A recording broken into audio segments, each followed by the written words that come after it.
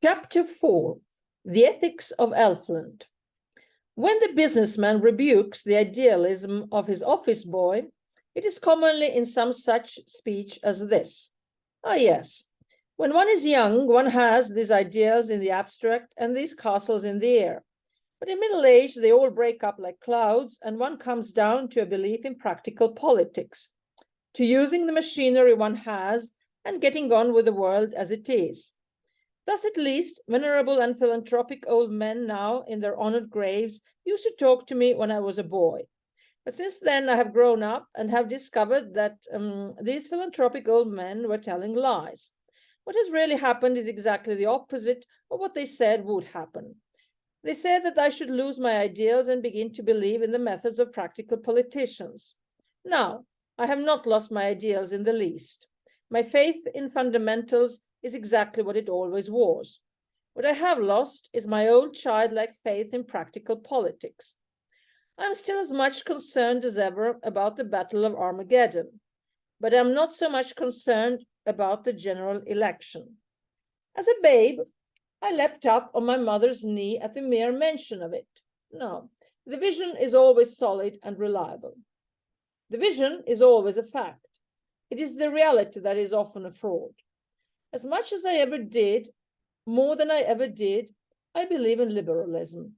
But there was a rosy time of innocence when I believed in liberals. I take this instance of one of the enduring faiths because, having now to trace the roots of my personal speculation, this may be counted, I think, as the only positive bias. I was brought up a liberal and have always believed in democracy, in the elementary liberal doctrine of a self-governing humanity. If anyone finds the phrase vague or threadbare, I can only pause for a moment to explain that the principle of democracy, as I mean it, can be stated in two propositions. The first is this, that the things common to all men are more important than the things peculiar to any man. Ordinary things are more valuable than extraordinary things. Nay, they are more extraordinary. Man is something more awful than men, something more strange. The sense of the miracle of humanity itself should be always more vivid to us than any marvels of power, intellect, art, or civilization. The mere man on two legs, as such, should be felt as something more heartbreaking than any music and more startling than any caricature. Death is more tragic even than death by starvation. Having a nose is more comic even than having a Norman nose. This is the first principle of democracy, that the essential things in men are the things they hold in common, not the things they hold separately. And the second principle is merely this, that the political instinct or desire is one of these things which they hold in common. Falling in love is more poetical than dropping into poetry. The democratic contention is that government, helping to rule the tribe, is a thing like falling in love, and not a thing like dropping into poetry. It is not something analogous to playing the church organ, painting on vellum, discovering the North Pole, that insidious habit, looping the loop, being astronomer royal, and so on. For these things we do not wish a man to do at all unless he does them well. It is on the contrary a thing analogous to writing one's own love letters or blowing one's own nose. These things we want a man to do for himself, even if he does them badly. I'm not here arguing the truth of any of these conceptions. I know that some moderns are asking to have their wives chosen by scientists, and they may soon be asking, for all I know, to have their noses blown by nurses. I merely say that mankind does recognize these universal human functions, and that democracy classes government among them. In short, the democratic faith is this, that the most terribly important things must be left to ordinary men themselves. The mating of the sexes, the rearing of the young, the laws of the state. This is democracy, and in this I have always believed. But there is one thing that I have never, from my youth up, been able to understand. I have never been able to understand where people got the idea that democracy was in some way opposed to tradition. It is obvious that tradition is only democracy extended through time. It is trusting to a consensus of common human voices rather than to some isolated or arbitrary record. The man who quotes some German historian against the tradition of the Catholic Church, for instance, is strictly appealing to aristocracy, is appealing to the superiority of one expert against the awful authority of a mob. It is quite easy to see why a legend is treated and ought to be treated more respectfully than a book of history. The legend is generally made by the majority of people in the village who are sane. The book is generally written by the one man in the village who is mad. Those who urge against tradition that men in the past were ignorant may go and urge it at the Carlton Club, along with the statement that voters in the slums are ignorant. It will not do for us. If we attach great importance to the opinion of ordinary men in great unanimity when we are dealing with daily matters, there is no reason why we should disregard it when we are dealing with history or fable. Tradition may be defined as an extension of the franchise. Tradition means giving votes to the most obscure of all classes, our ancestors. It is the democracy of the dead. Tradition refuses to submit to the small and arrogant oligarchy of those who merely happen to be walking about. All Democrats object to men being disqualified by the accident of birth. Tradition objects to their being disqualified by the accident of death. Democracy tells us not to neglect a good man's opinion, even if he's our groom. Tradition asks us not to neglect a good man's opinion, even if he's our father. I, at any rate, cannot separate the two ideas of democracy and tradition. It seems evident to me that they are the same idea. We will have the dead at our councils. The ancient Greeks voted by stones. These shall vote by tombstones. It is all quite regular and official, for most tombstones, like most ballot papers, are marked with a cross. I have first to say, therefore, that if I have had a bias, it was always a bias in favor of democracy, and therefore of tradition. Before we come to any theoretic or logical beginnings, I'm content to allow for that personal equation. I have always been more inclined to believe the ruck of hard-working people than to believe that special and troublesome literary class to which I belong. I prefer even the fancies and prejudices of the people who see life from the inside to the clearest demonstrations of the people who see life from the outside. I would always trust the old wives' fables against the old maids' facts. As long as wit is mother wit, it can be as wild as it pleases. Now, I have to put together a general position, and I pretend to no training in such things. I propose to do it, therefore, by writing down one after another the 3 or 4 fundamental ideas which I have found for myself, pretty much in the way that I found them. Then I shall roughly synthesize them, summing up my personal philosophy or natural religion. Then I shall describe my startling discovery that the whole thing had been discovered before. It had been discovered by Christianity. But of these profound persuasions, which I have to recount in order, the earliest was concerned with this element of popular tradition. And without the foregoing explanation touching tradition and democracy, I could hardly make my mental experience clear. As it is, I do not know whether I can make it clear, but I now propose to try. My first and last philosophy, that which I believe in with unbroken certainty, I learnt in the nursery. I generally learnt it from a nurse, that is, from the solemn and star-appointed priestess at once of democracy and tradition. The things I believed most then, the things I believe most now, are the things called fairy tales. They seem to me to be the entirely reasonable things. They are not fantasies. Compared with them, other things are fantastic. Compared with them, religion and rationalism are both abnormal. The religion is abnormally right and rationalism abnormally wrong. Fairyland is nothing but the sunny country of common sense. It is not earth that judges heaven, but heaven that judges earth. So for me, at least, it was not earth that criticized Elfland, but Elfland that criticized the earth. I knew the magic beanstalk before I had tasted beans. I was sure of the man in the moon before I was certain of the moon. This was at one with all popular tradition. Modern minor poets are naturalists and talk about the bush or the brook, but the singers of the old epics and fables were supernaturalists and talked about the gods of brook and bush. That is what the moderns mean when they say that the ancients did not appreciate nature, because they said the nature was divine. Old nurses do not tell children about the grass, but about the fairies that dance on the grass. And the old Greeks would not see the trees for the dryads.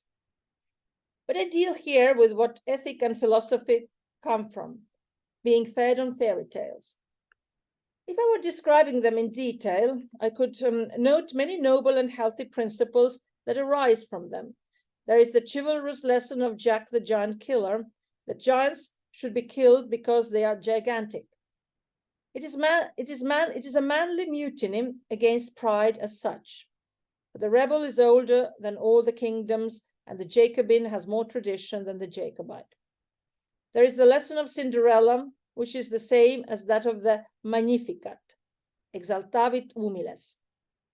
There is a great lesson of Beauty and the Beast, that a thing must be loved before it is lovable. There is a terrible allegory of the Sleeping Beauty, which tells how the human creature was blessed with all birthday gifts, yet cursed with death, and how death also may perhaps be softened to a sleep. But I'm not concerned with any of the separate statues of Elfland, but with the whole spirit of its law, which I learned before I could speak and shall retain when I cannot write. I'm concerned with a certain way of looking at life, which was created in me by the fairy tales, but has since been meekly ratified by the mere facts. It may be stated this way: there are certain sequences or developments, cases of one thing following another, which are, in the true sense of the word, reasonable. They are, in the true sense of the word, necessary. Such are mathematical and merely logical sequences. We in Fairyland, who are the most reasonable of all creatures, admit that reason and that necessity. For instance, if the ugly sisters are older than Cinderella, it is, in an iron and awful sense, necessary that Cinderella is younger than the ugly sisters. There is no getting out of it. Haeckel may talk as much fatalism about the fact as he pleases. It really must be. If Jack is the son of a miller is the father of Jack. Cold reason decrees it from her awful throne, and we in Fairyland must submit. If the three brothers all ride horses, there are 6 animals and 18 legs involved. That is true rationalism, and Fairyland is full of it. But as I put my head over the hedge of the elves and began to take notice of the natural world, I observed an extraordinary thing. I observed that learned men in spectacles were talking of the actual things that happened, dawn and death and so on, as if they were rational and inevitable. They talked as if the fact that trees bear fruit were just as necessary as the fact that 2 and 1 trees make 3, but it is not. There is an enormous difference by the test of Fairyland, which is the test of the imagination. You cannot imagine 2 and 1 not making 3, but you can easily imagine trees not growing fruit.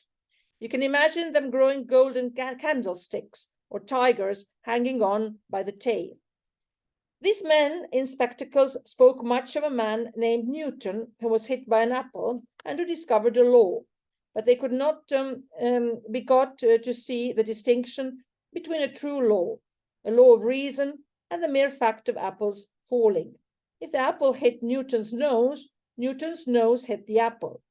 That is a true necessity, because we cannot conceive the one occurring without the other, but we can quite well conceive the apple not falling on his nose. We can fancy it flying ardently through the air to hit some other nose, of which it had a more definite dislike.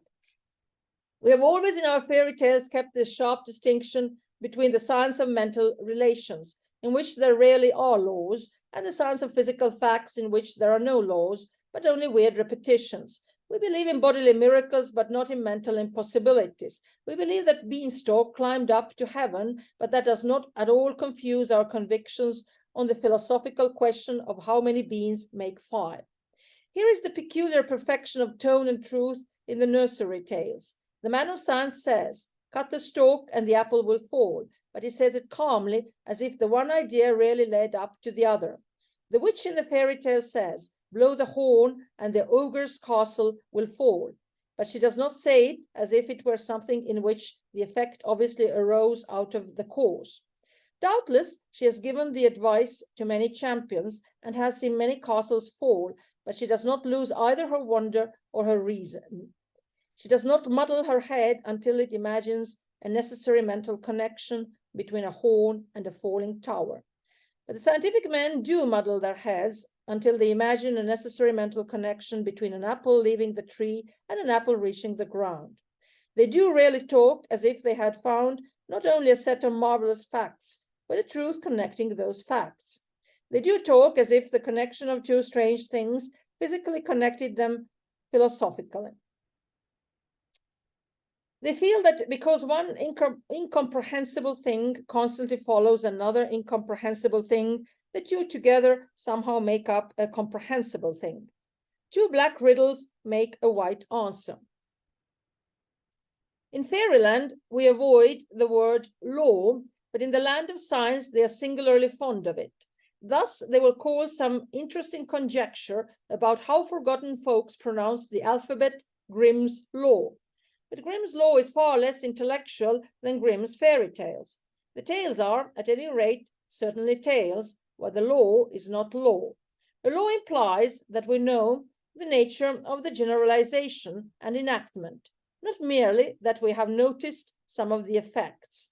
If there is a law that pickpockets shall go to prison, it implies that there is an imaginable mental connection between the idea of prison and the idea of picking pockets, and we know what the idea is. We can say why we take liberty from a man who takes liberties. But we cannot say why an egg can turn into a chicken any more than we can say why a bear could turn into a fairy prince. As ideas, the egg and the chicken are further off from each other than the bear and the prince, for no egg in itself suggests a chicken, whereas some princes do suggest bears.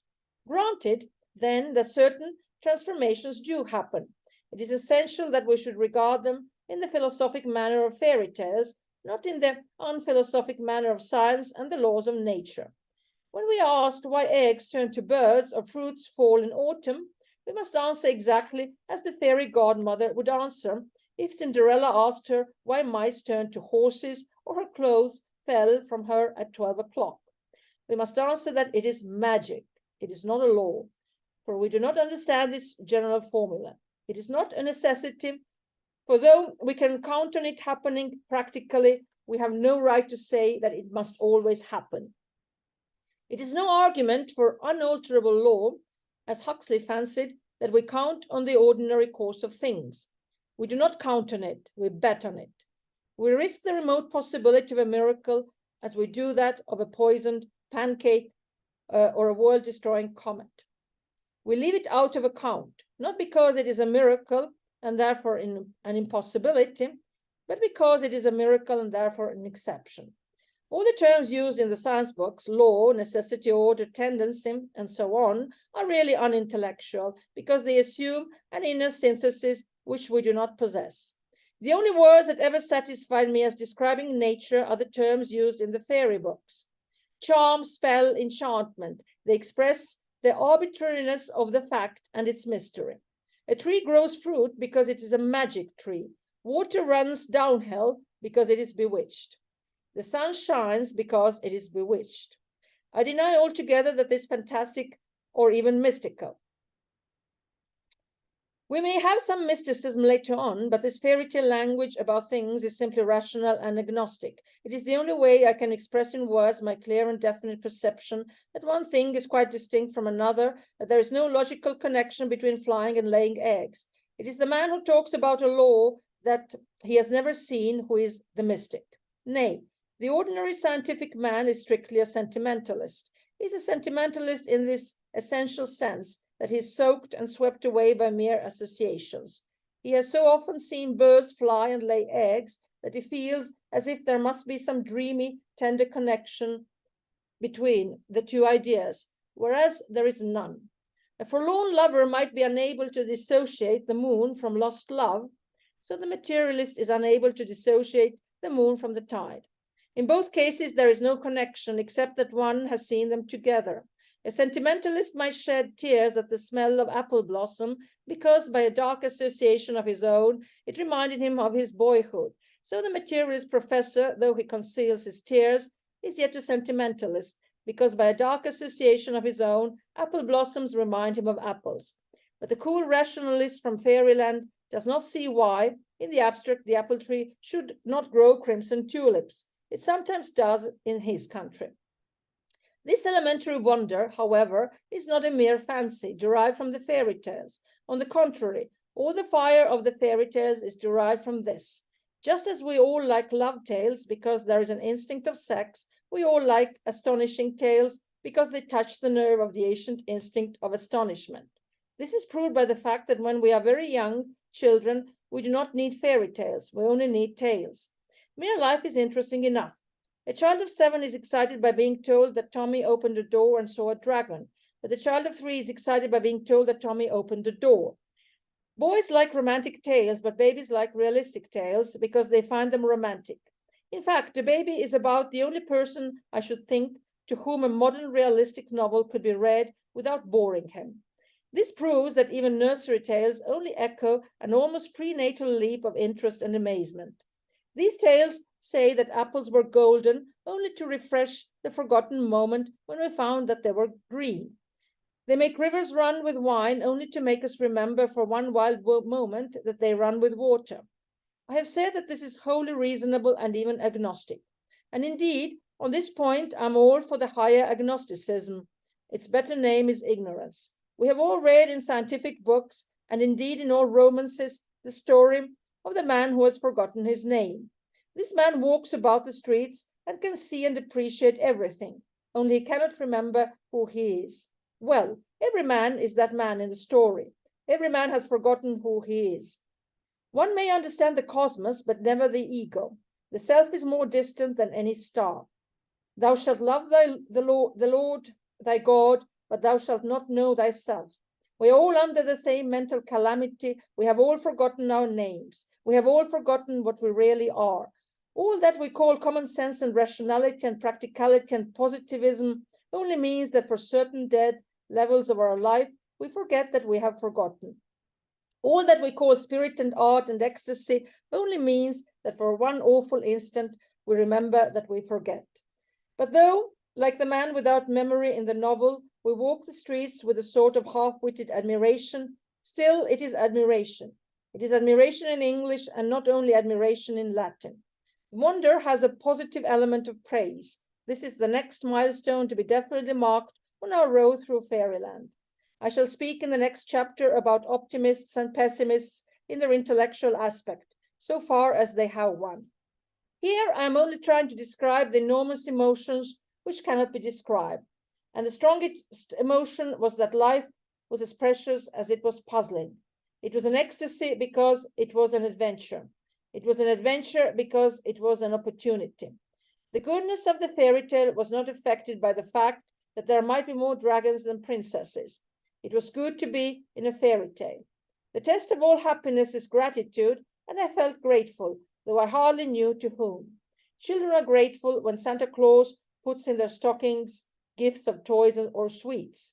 Could I not be grateful to Santa Claus when he put in my stockings the gift of 2 miraculous legs? We thank people for birthday presents of cigars and slippers. Can I thank no one for the birthday present of birth? There were then these 2 first feelings, indefensible and indisputable. The world was a shock, but it was not merely shocking. Existence was a surprise, but it was a pleasant surprise. In fact, all my first views were exactly uttered in a riddle that stuck in my brain from boyhood. The question was, what did the first frog say? And the answer was, Lord, how you made me jump. That says succinctly all that I am saying. God made the frog jump, but the frog prefers jumping. But when these things are settled, there enters the second great principle of the fairy philosophy. Anyone can see it who will simply read Grimm's fairy tales or the fine collections of Mr. Andrew Lang. For the pleasure of pedantry, I will call it the doctrine of conditional joy. Touchstone talked of much virtue in an if. According to elfin ethics, all virtue is in an if. The note of the fairy utterance always is, you may live in a palace of gold and sapphire if you do not say the word cow, or you may live happily with the king's daughter if you do not show her an onion. The vision always hangs upon a veto. All the dizzy and colossal things conceded depend upon one small thing withheld. All the wild and whirling things that are let loose depend upon one thing that is forbidden. Mr. W.B. Yeats, in his exquisite and piercing elfin poetry, describes the elves as lawless. They plunge in innocent anarchy of the unbridled horses of the air, ride on the crest of the dishevelled tide, and dance upon the mountains like a flame. It is a dreadful thing to say that Mr. W.B. Yeats does not understand fairyland, but I do say it. He's an ironical Irishman full of intellectual reactions. He's not stupid enough to understand fairyland. Fairies prefer people of the yokel type, like myself, people who gape and grin and do as they are told. Mr. Yeats reads into Elfland all the righteous insurrection of his own race, but the lawlessness of Ireland is a Christian lawlessness, founded on reason and justice. The Fenian is rebelling against something he understands only too well, but the true citizen of fairyland is obeying something that he does not understand at all. In the fairy tale, an incomprehensible happiness rests upon an incomprehensible condition. A box is opened, and all evils fly out. A word is forgotten, and cities perish. A lamp is lit, and love flies away. A flower is plucked, and human lives are forfeited. An apple is eaten, and the hope of God is gone. This is the tone of fairy tales, and it is certainly not lawlessness or even liberty, though men under a mean modern tyranny may think it liberty by comparison. People out of Portland jail might think Fleet Street free, but closer study will prove that both fairies and journalists are the slaves of duty. Fairy godmothers seem at least as strict as other godmothers. Cinderella received a coach out of Wonderland and a coachman out of nowhere, but she received a command which might have come out of Brixton, that she should be back by 12. Also, she had a glass slipper, and it cannot be a coincidence that glass is so common a substance in folklore. This princess lives in a glass castle, that princess on a glass hill, this one sees all things in a mirror. They may all live in glass houses if they will not throw stones. For this thin glitter of glass everywhere is the expression of the fact that the happiness is bright but brittle, like the substance most easily smashed by a housemaid or a cat. And this fairy tale sentiment also sank into me and became my sentiment towards the whole world. I felt and feel that life itself is as bright as the diamond, but as brittle as the window pane. And when the heavens were compared to the terrible crystal, I can remember a shudder. I was afraid that God would drop the cosmos with a crash. Remember, however, that to be breakable is not the same as to be perishable. Strike a glass and it will not endure an instant. Simply do not strike it and it will endure 1,000 years. Such, it seemed, was the joy of man, either in Elfland or on earth. The happiness depended on not doing something which you could at any moment do, and which very often it was not obvious why you should not do. Now, the point here is that to me, this did not seem unjust.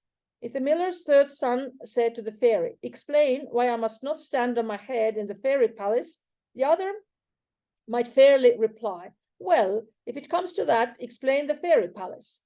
If Cinderella says, "How is that I must leave the ball at 12?" her godmother might answer, "How is that you are going there till 12? If I leave a man in my will 10 talking elephants and 100 winged horses, he cannot complain if the conditions partake of the slight eccentricity of the gift.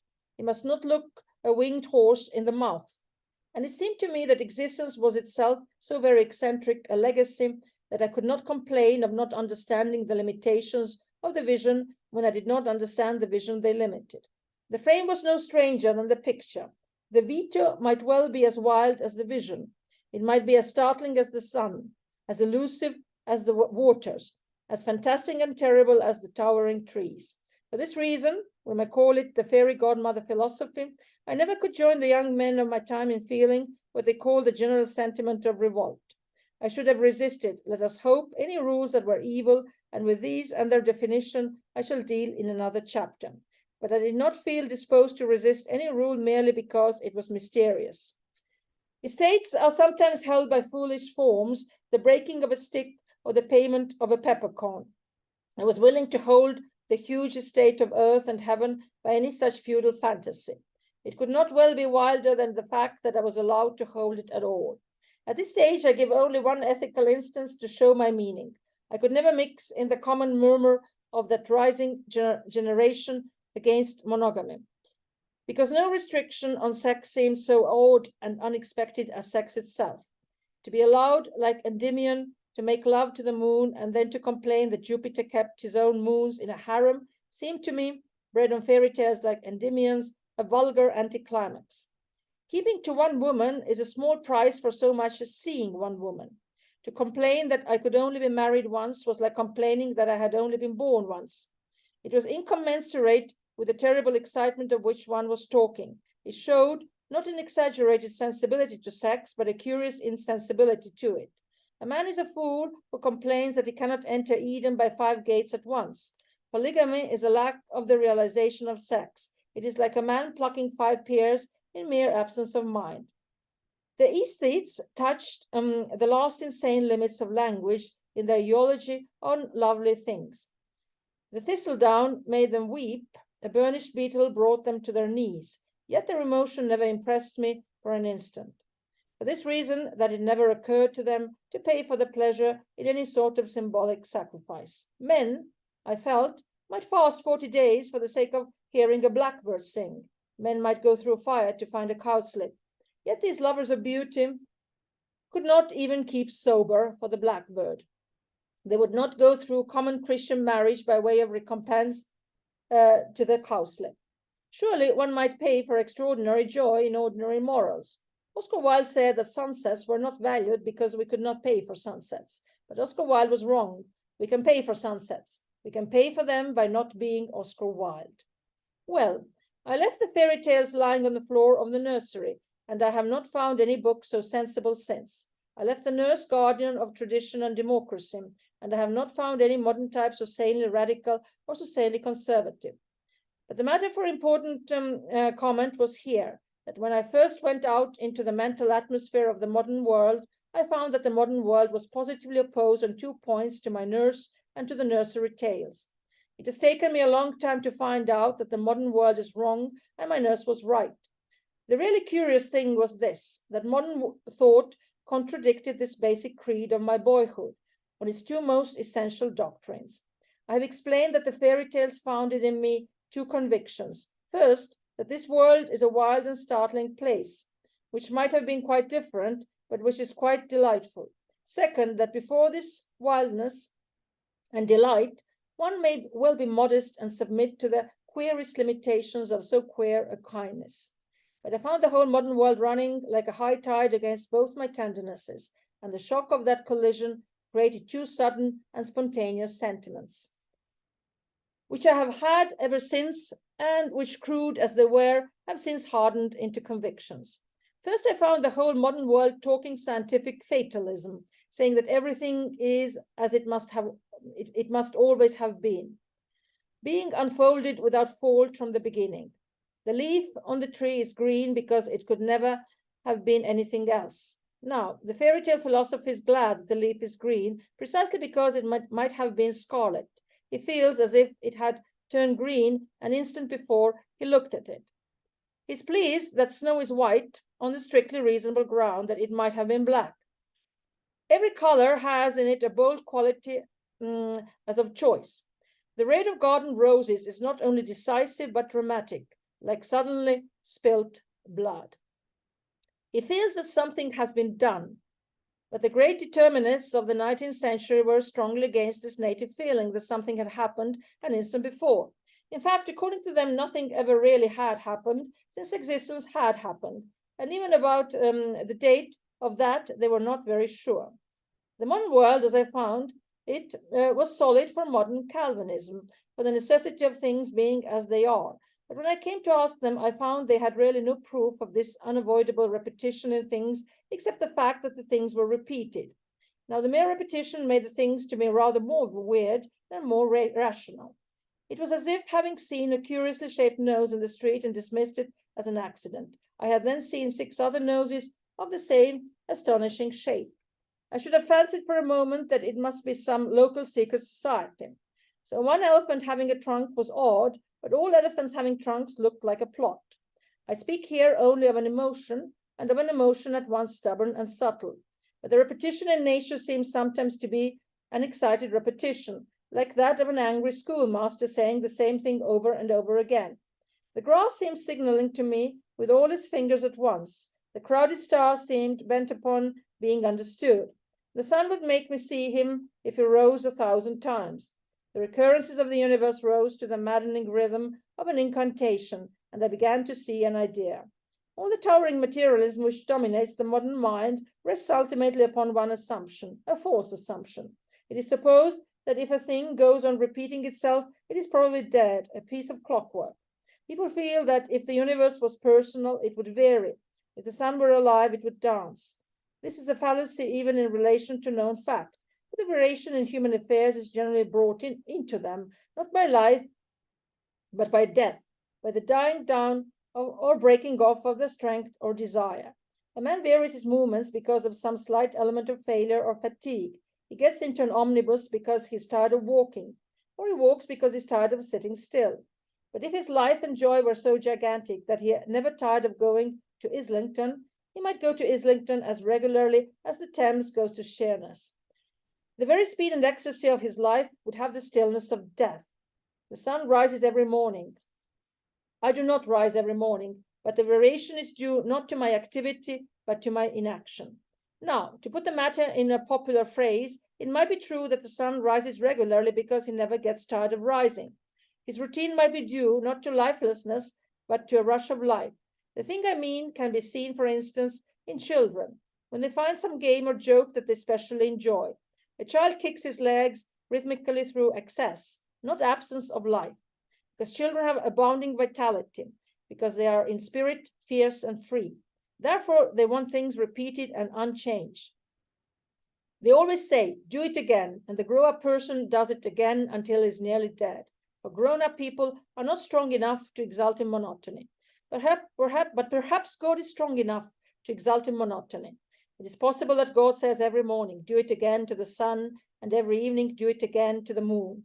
It may not be automatic necessity that makes all daisies alike. It may be that God makes every daisy separately, but has never got tired of making them. It may be that he has the eternal appetite of infancy, for we have sinned and grown old, and our Father is younger than we. The repetition in nature may not be a mere recurrence. It may be a theatrical encore. Heaven may encore the bird who laid an egg. If the human being conceives and brings forth a human child instead of bringing forth a fish or a bat or a griffin, the reason may not be that we are fixed in animal fate without life or purpose. It may be that our little tragedy has touched the gods, that they admire it from their starry galleries, and that at the end of every human drama, man is called again and again before the curtain. Repetition may go on for millions of years by mere choice, and at any instant it may stop. Man may stand on the earth generation after generation, and yet each birth be his positively last appearance. This was my first conviction, made by the shock of my childish emotions meeting the modern creed in mid-career.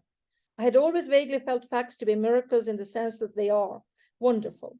Now I began to think the miracles in the stricter sense that they were willful. I mean that they were or might be repeated exercises of some will. In short, I had always believed that the world involved magic. Now I thought that perhaps it involved a magician. And this pointed a profound emotion always present and subconscious, that this world of ours has some purpose. And if there is a purpose, there is a person. I'd always felt life first as a story, and if there is a story, there is a storyteller. But modern thought also hit my second human tradition. It went against the fairy feeling about strict limits and conditions. The one thing it loved to talk about was expansion and largeness. Herbert Spencer would have been greatly annoyed if anyone had called him an imperialist, and therefore it is highly regrettable that nobody did. But he was an imperialist of the lowest type. He popularized the contemptible notion that the size of the solar system ought to overawe the spiritual dogma of man. Why should a man surrender his dignity to the solar system any more than to a whale? If mere size proves that man is not the image of God, then a whale may be the image of God, a somewhat formless image. What one might call an impressionist portrait. It is quite futile to argue that man is small compared to the cosmos, for man was always small compared to the nearest tree. But Herbert Spencer, in his headlong imperialism, would insist that we had in some way been conquered and annexed by the astronomical universe. He spoke about men and their ideals exactly as the most insolent unionist talks about the Irish and their ideals.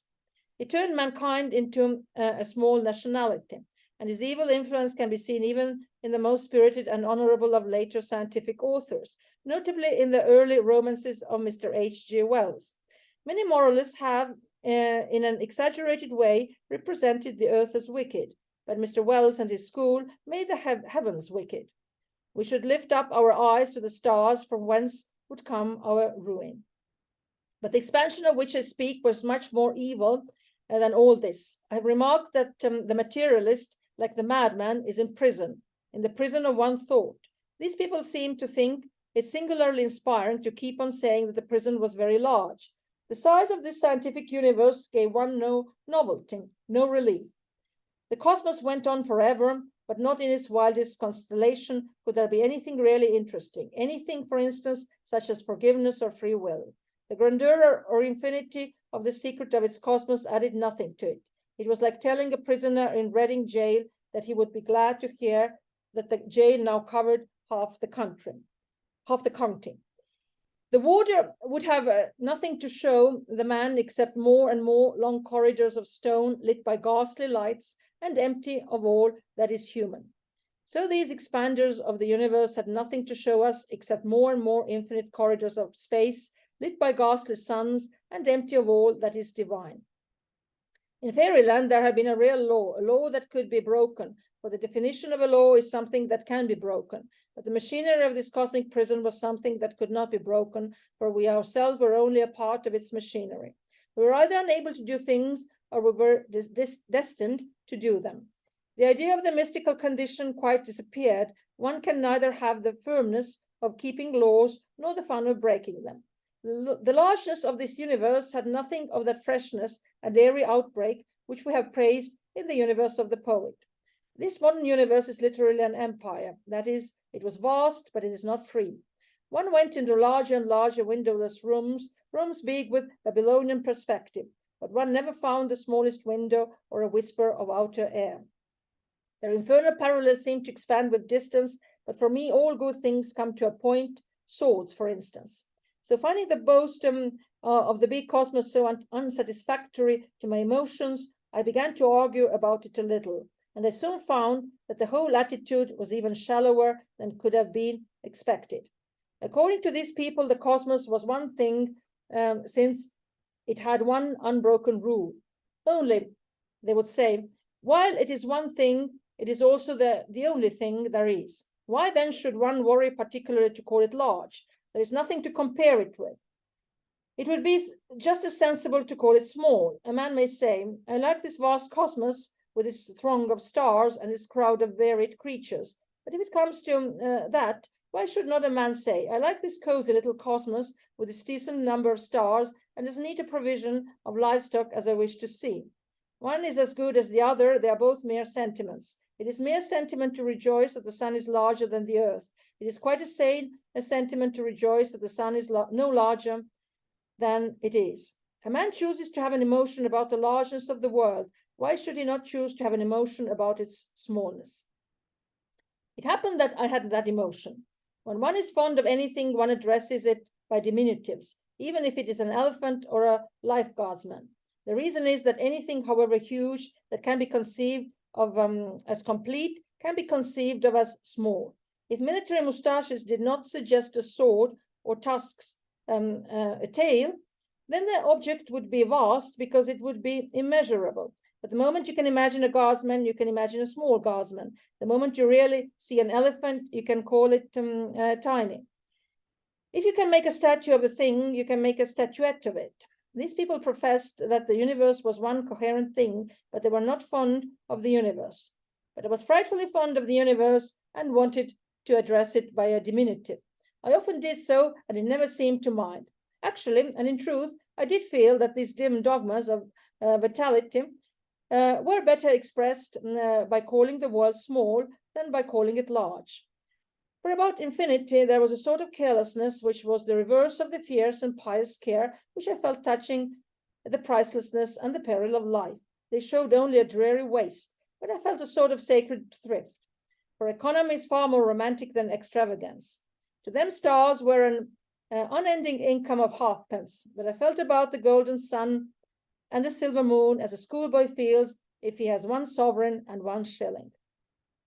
These subconscious convictions are best hit off by the color and tone of certain tales. Thus I have said that stories of magic alone can express my sense that life is not only a pleasure, but a kind of eccentric privilege. I may express this other feeling of cosmic coziness by allusion to another book always read in boyhood, Robinson Crusoe, which I read about this time, and which owes its eternal vivacity to the fact that it celebrates the poetry of limits. Nay, even the wild romance of prudence. Crusoe is a man on a small rock with a few comforts just snatched from the sea. The best thing in the hook is simply the list of things saved from the wreck. The greatest of poems is an inventory. Every kitchen tool becomes ideal because Crusoe might have dropped it in the sea. It's a good exercise in empty or ugly hours of the day to look at anything, the coal scuttle or the bookcase, and think how happy one could be to have brought it out of the sinking ship onto the solitary island. But it is a better exercise still to remember how all things have had this hairbreadth escape. Everything has been saved from a wreck. Every man has had one horrible adventure. As a hidden, untimely birth, he had not been, as infants that never see the light. Men spoke much in my boyhood of restricted or ruined men of genius, and it was common to say that many a man was a great might have been. To me, it is a more solid and startling fact than any man in the street is a great might not have been. But I really felt, the fancy may seem foolish, as if all the order and number of things were the romantic remnant of Crusoe's ship. That there are 2 sexes and 1 sun was like the fact that there were 2 guns and 1 axe. It was poignantly urgent that none should be lost, but somehow it was rather fun that none could be added. The trees and the planets seemed like things saved from the wreck, and when I saw the Matterhorn, I was glad that it had not been overlooked in the confusion. I felt economical about the stars, as if they were sapphires. They are called so in Milton's Eden. I hoarded the hills, for the universe is a single jewel, and while it is a natural cant to talk to a jewel as peerless and priceless, of this jewel it is literally true. This cosmos is indeed without peer and without price, for there cannot be another one. Thus ends in unavoidable inadequacy the attempt to utter the unutterable things. These are my ultimate attitudes towards life, the soils for the seeds of doctrine. These in some dark way I thought before I could write, and felt before I could think, that we may proceed more easily afterwards. I will roughly recapitulate them now. I felt in my bones first that this world does not explain itself. It may be a miracle with a supernatural explanation. It may be a conjuring trick with a natural explanation. But the explanation of the conjuring trick, if it is to satisfy me, will have to be better than the natural explanations I have heard. The thing is magic, true or false. Second, I came to feel as if magic must have a meaning, and meaning must have someone to mean it. There was something personal in the world, as in a work of art. Whatever it meant violently.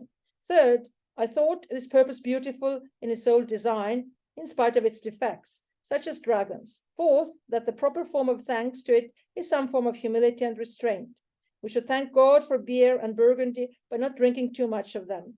We owed also an obedience to whatever made us. And last and strangest, there had come into my mind a vague and vast impression that in some way all good was a remnant to be stored and held sacred out of some primordial ruin.